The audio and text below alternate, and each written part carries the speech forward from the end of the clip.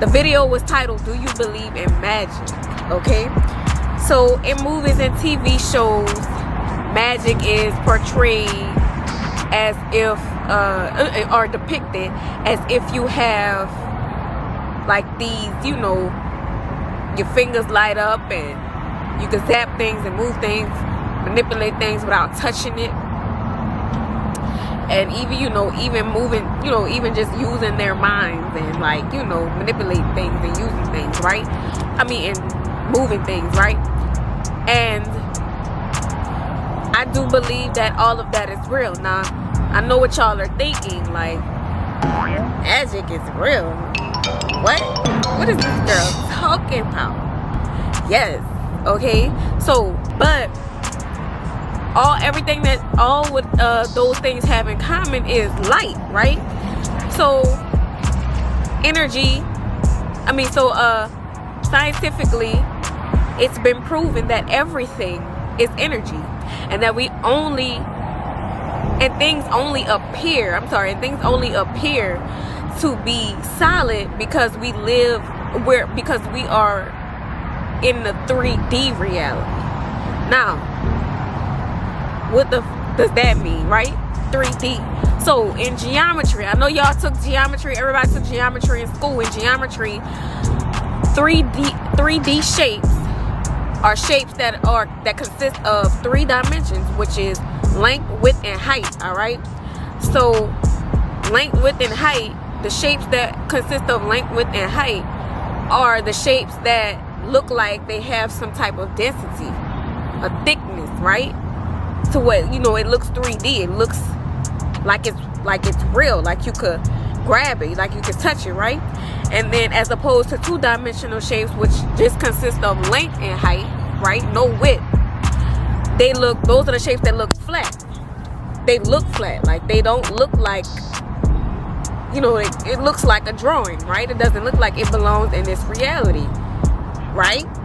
So boom. All right, now that we got that explained, okay, science also proves that the human aura, the human consciousness, or the human soul, or the human spirit, whatever you may call it, those are all just different names for it, it's also energy.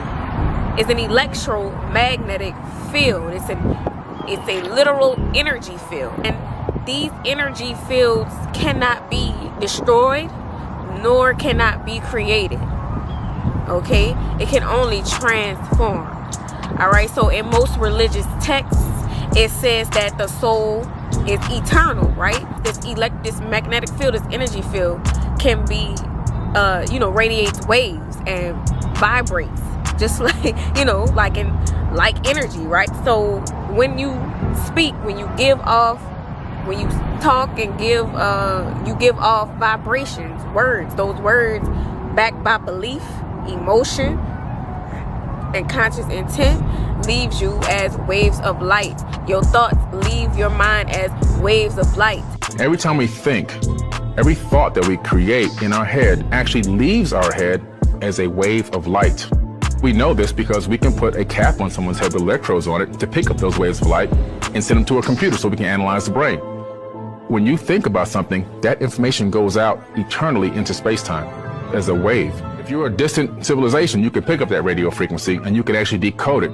So we know that thinking is important because it directly affects everything around us. Other people, other things, believe it or not, can quantum entangle with those waves of light and download the information that you were thinking. And it also determines the vibration. Your thoughts, beliefs, your emotions determine the vibration of your spirit, of your soul, of your energy field, of your aura, right? You can manipulate things and people and situations through thoughts and words, all right? And when these thoughts leave your mind as waves of light, people and whoever you directing that energy towards, if you're talking about somebody, whether that be positive or negative, right? You are speaking these things, this type of energy over somebody's life.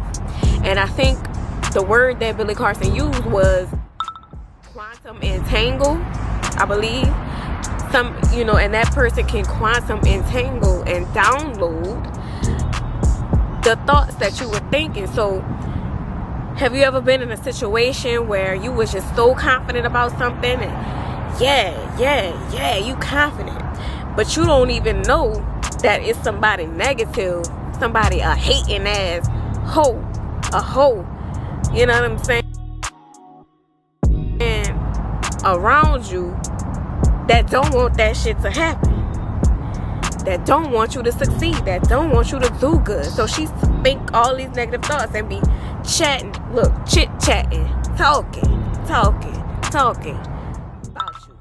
Talking about how it's not gonna work, how it's not gonna happen, how you will never be successful. And then you end up start feeling less confident.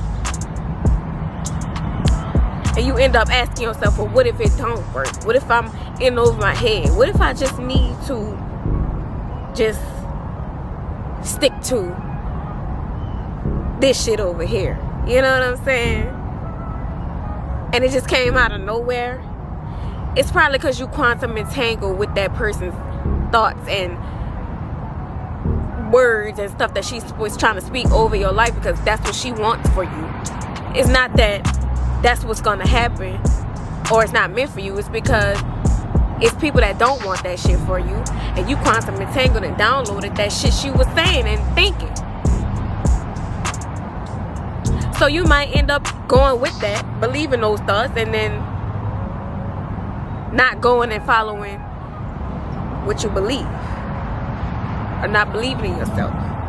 So a lot of spiritual people talk about doing prayer candles and candles, right? And how that works is, people, they pray over the candles, or they speak words over that candle, and that candle acts as a conduit to direct your energy to whoever and wherever you want it to go. So, and that can go both ways. That can be good or bad, duality. So people can speak negative shit. So people will use candles to speak negative shit over people's lives. And you could use those candles to speak positivity over people's lives, and then each candle each color represents certain things. So white represents purity, clarity, cleansing, right? Pink represents love, self-love, relationship, things like that. I believe yellow candles, some people use, the colors yellow candle for confidence. That's your solar plexus. Your solar plexus deals with confidence in yourself mentally, right?